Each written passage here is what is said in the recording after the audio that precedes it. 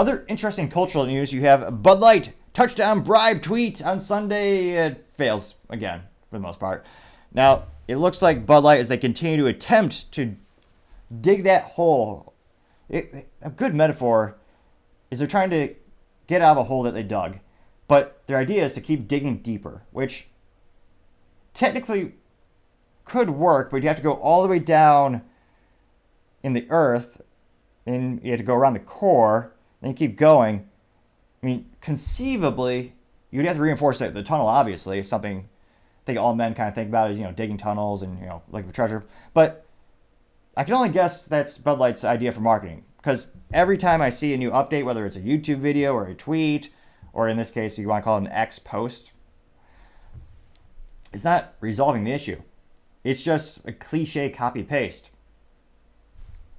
Another great job to be replaced by AI, because if a person is doing this at Bud Light, maybe they have the personality of a computer, but it seems to be the last couple of posts are just copy-paste, copy-paste, copy-paste.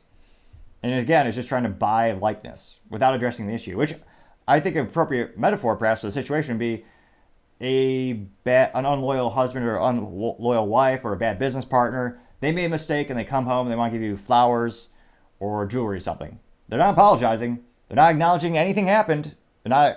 But they're giving a gift, which is useless.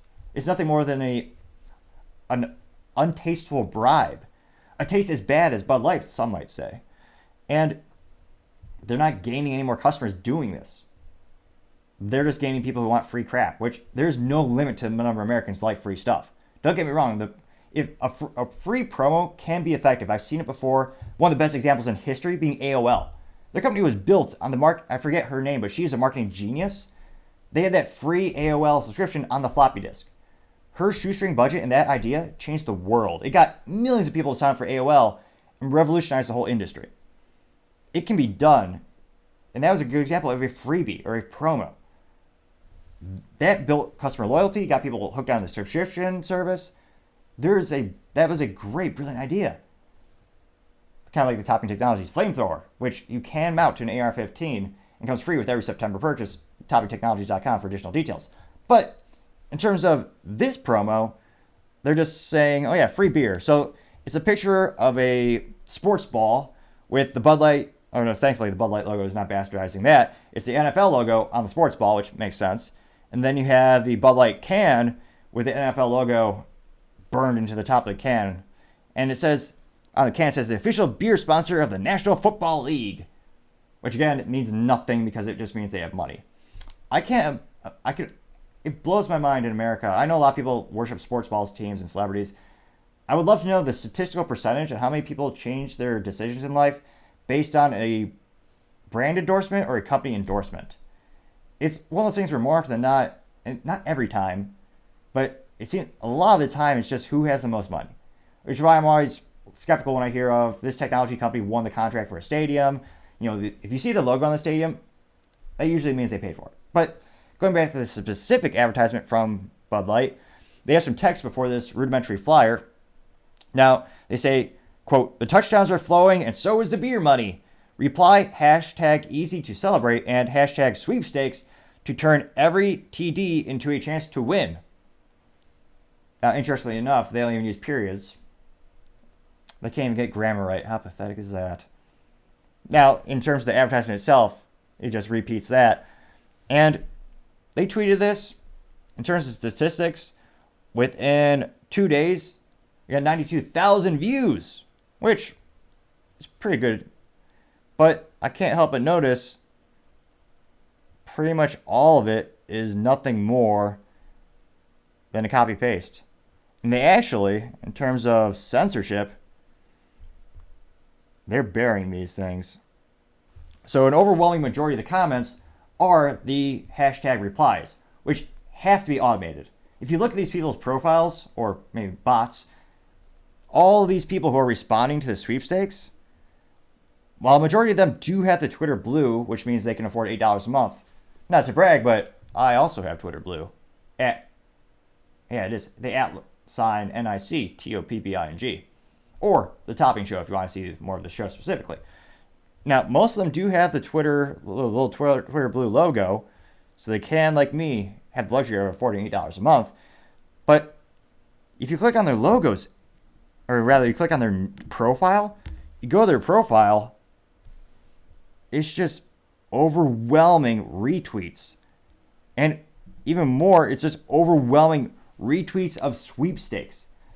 There has to be a third-party automation tool, unless these people are unemployed and have nothing better to do than just reply to every single sweepstakes. Which again, if you're an investor in Bud Light, you should be pissed because this is costing the company real money. They're giving away this beer. And yet, it's not. I would argue it's not building brand loyalty. Look at the people who are responding, and overwhelmingly, they just respond to every freebie, which, in that case, really doesn't build loyalty to the brand. They just want free stuff. And there's no contingency, like, if you win, take a pic. Like, a more effective approach, just self-serving from a Bud Light perspective. If they win, have it so they should have, like, a picture contest. Granted, it'd be embarrassing because I don't know who the hell would want to actually have a picture of themselves with a Bud Light these days. But have a contest where take a picture with you enjoying a Bud Light. Whoever has the most creative picture wins a case. This crap. That would show alleged real people drinking Bud Light. I was about to say enjoying, but I don't want to lie. They would probably be tolerating Bud Light or the taste, and that would be a more creative and more effective marketing campaign. They're getting people who like the product. They're rewarding what would be considered a fan, and they're getting some grassroots advertising, which is a very effective way to increase business sales. In this case, they're just giving away free beer to whoever. And more often than not, they're just people who want free stuff. Now, of the very few, and unfortunately, I couldn't see. I'd use my alternative Twitter handle because, and when I say alternative, I actually use the show at the Topping Show, because they blocked me on Twitter. They blocked the at NICTOPPING because I had the audacity to respond to one of their tweets saying, "Thanks for the reminder, I just bought some Yingling." I had pictures of the Yingling in my podcast interview studio. So they're censoring everyone. And again, that what I said wasn't malicious. I wasn't saying Bud Light sucks. It does. But I wasn't saying anything pejorative in that tweet. All I said was, thanks for the reminder, here's what I got.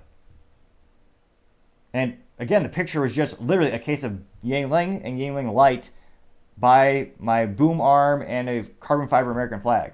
Now, granted, that flag probably offends the bargaining people at Bud Light these days, because they certainly aren't American, many would argue. But of the few real responses to this tweet, and there are only a couple, they were, of course, ratioed. So we have a good response from our consistent correspondent, Mr. Rich Mooney. Now, he says a few things. He has some text and he has a graphic. So he says, quote, Bud Light can tweet only about sweepstakes these days while blocking anyone who dares to ask when they'll address the marketing fiasco directly to their customers. There's no improvement in their sales, though. And then he actually has a graphic in which it says, a quote from The Street, saying, quote, Bud Light will lose shelf space because it is not sold well. That may make it harder, if not impossible, for the company to reclaim its top sales spot, unquote. And it looks like Rich got 627 views and 17 likes. And he's very, very right in that assessment. It's one of those issues where not only are they losing shelf space, but how are they going to reclaim that sales volume and the sales figures in terms of dollar amounts as well? They just made that goal is so much more hard to achieve because, again, when it comes to these types of products, shelf space is key, rather. It's not like an iPhone or a Samsung Galaxy where you're researching the newest smartphone and you might buy one every 3 to 4 years like I do. I know some people buy them like they're disposable and they buy them every year, but that's a luxury I'm not. It doesn't appeal to me. But it's one of those instances where people go about researching it, they take time, they might shop around. Depending on the manufacturer of the smartphone, there may or may not be price limits in terms of how much they're allowed to advertise for discounts. When it comes to beer, it's much more of a highly frequency bought item, and it's one of those instances where, kind of like a candy bar, some Americans, if they see it, they'll buy it, which is why they have those products at the checkout at every grocery store. The impulse purchase is key. And with beer, it's the same thing. If you don't see it, you're not going to buy it. And in this case, we're still waiting for the specific figures. I would love to know the actual percentage of shelf space that they're losing. Because, again, it's going to be pretty significant. And anecdotally speaking, every time I go to the big box mart, there's only a couple areas of the refrigerated beer section where there's products that are consistently moving. Yuengling, always. I've not been able to find a single pack of Yuengling Light in the bottles for like 3-4 weeks now. The only thing I've seen recently, there's one case of Yuengling in the regular Yuengling in the can. So there's a canned case of Yuengling. Everything else was sold out when I went to the grocery store. Interestingly enough, you also have Coors Light, Miller Lite. They had pretty good sales in terms of, if you look at the shelf, those products about 30-40%, they don't have it. And when you think of, well, what if they get stocked at different times? Interestingly enough, a lot of these distributors, they represent multiple brands too. So you have the same distributor stocking both of the products. So it's not as if product A is being stocked on a Wednesday and this product B on a Thursday. So this is a much more appropriate comparison as well in terms of the timing and the frequency. You're seeing both these products being serviced at the same time. And Bud Light consistently, there might be 1 or 2 cases that are gone, but more often than not, their stuff is not moving. Which again, that's the most expensive part of the grocery store, is the refrigerated and frozen food section. And it takes some people years to get in there. Then they're losing the shelf space. I can't imagine how long it's going to take to actually get it back, if ever. Now, there was one person who did respond to Rich's tweet saying, quote, "There's no improvements to your tweets, Rich. Go back to your mom's basement and drink your hillbilly beer. Laughy face, clown face." Now, interestingly enough, this person had a pride flag with a light logo on it. And in terms of the ratio, this person was, of course, ratioed. This person got 1 like. So Rich got 17 likes, and this person got 1 like. Now, it looks like this person also only got 25 views. Rich also responded saying, quote, "You sound butthurt that people don't support your desire for biological men in women's sports and locker rooms or schools pushing age-inappropriate messages on gender and sexuality. That's too bad, but we will continue standing up to woke corporations that push woke agenda," unquote. And the rest of the responses, and I'm scrolling far, there's advertisements, of course, but there's no actual original thoughts. Perhaps a good metaphor for the people working at Bud Light. All 18 people left. I'm kidding. I know they have a couple more than that, but yeah, times are not good at Bud Light. I can't suspect it's probably not going to get better anytime soon. But as I always say, we shall see. Thank you everyone for taking the time to tune in. Again, we're trying to get to 4,000 subscribers by the end of September, so if you click that button, I would greatly appreciate it. Also, get that free flamethrower with every September purchase. Go to toppictechnologies.com to learn a little bit more. Also, don't forget to take the time to like and comment. The feedback is greatly appreciated as we make the show better and better together. And lastly, don't forget to take the time to tell your family, tell your friends, tell your coworkers, heck, tell your enemies, tell anyone and everyone. Just stay safe, fight the good fight.